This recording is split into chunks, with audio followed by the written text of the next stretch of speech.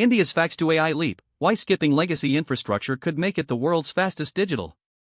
That single number resets the tech playbook. The key question is not what happened, but what changes next for operators and users. We will map trigger, incentive shift, and downstream impact before the close. The US spent decades building fax networks, mainframe systems, batch processing pipelines. Now they're spending billions more trying to replace it. India never built that. And that's becoming the greatest competitive advantage in 21st century digital infrastructure. 3 things happened in the past 72 hours that expose this inversion. First, Kaiser and HCA announced they're spending $40 to $80 million each just to eliminate fax workflows from healthcare. 18 to 22 minutes per patient, manually re-entering faxed data. That's not a glitch, that's the cost of legacy infrastructure. Venture capital noticed. $340 million flowed into fax replacement startups in Q1 2026 alone. Second, Apple's M4 Pro shortage concentrated in government procurement.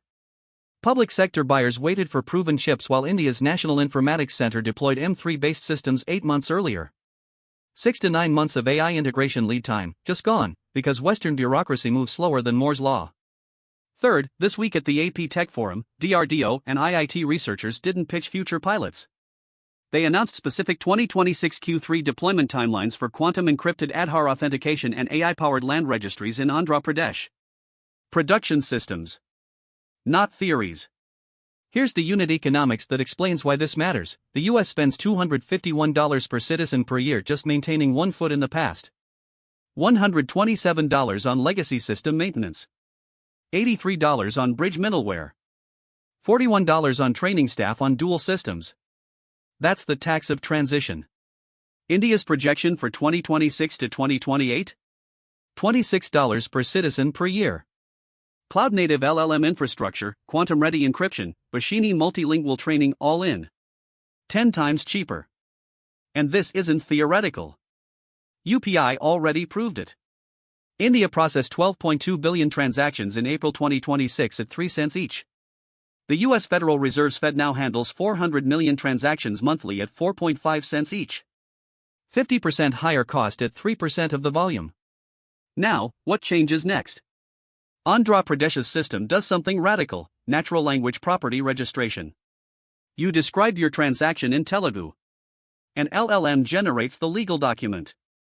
Quantum verification confirms it. Blockchain records it. No forms. No fax. No office visit.